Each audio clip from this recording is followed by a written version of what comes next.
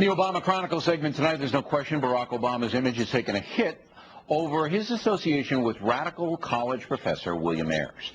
In 1970, Ayers, along with his wife Bernadine Dorn, were indicted for inciting a riot and conspiracy to bomb government buildings. Dorn was convicted. Ayers was not. However, Ayers remains unrepentant, telling the New York Times in 2001, quote, "I don't regret setting bombs. I feel we didn't do enough." The question, why was Barack Obama involved with William Ayers in the first place? Joining us now from Washington, Stanley Kurtz, a contributing editor at the National Review Online, who has been following the story for years. There's a lot of misinformation, Mr. Kurtz, about this, and I want to correct the record as much as we can tonight. I also want to tell the audience that the Obama campaign is angry at you for talking about this, so they don't like what you have to say about it, and I want to get both of those things on the record. When did Barack Obama and William Ayers first come into contact? How did that happen?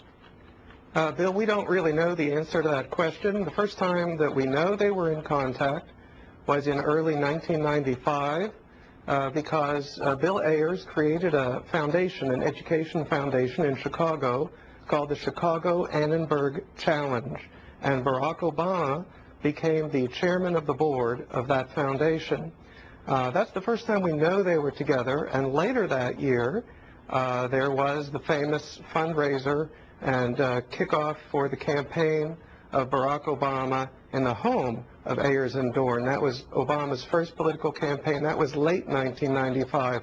But whether they knew each other before 1995, we don't know. Someone ought to really ask Senator Obama. Well, I did, but I didn't get that micro, and we'll get into that for a minute. So, 1995 is the first public record.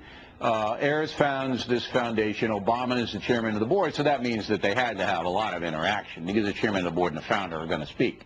Okay, so now they're there, and they're community activists together. All right, they're both trying to help poor people in Chicago. Would that be accurate? Yes, and they're focusing on education at that early stage. But their intent is not a malevolent intent. I have no use for this Ayers at all. I don't like him. I think he's a bad American. But at this point, what they were in business to do, both Ayers and Obama, was to get help for poor people in Chicago. That's correct, right? Yes, and the way they wanted to do that was by helping out these community organizers. That's what they were really trying to support. Okay, so they're there. And they have an association, and the association continues then from 1995 on. Were they ever in any way, shape, or form close? Did they work together on any legislation? I understand it was some kind of juvenile crime bill they were both involved with. Well, that's right, Bill. In 1997 and 1998, there was a major battle in the Illinois State Legislature over juvenile crime legislation. And Barack Obama and Bill Ayers really worked together to try to torpedo that juvenile crime bill, which most people, by the way, would have considered to be a very reasonable bill. And Bernadine Dorn was also trying to torpedo that bill. Yeah, it basically said that if you are a minor and you commit 2 violent felonies, convicted of 2, you go to an adult prison. So you get 1 shot-free violent felony, but the second one you go to the big prison and no more coddling. Both Ayers and I got on Obama for this. I said it was a bad decision, and he said, now, Barack Obama continues to say, he said it to my face, look, what this guy did was in the past. I was working with him in the community trying to get things done that I believed in. Why would I care about what he did in the past? And you respond?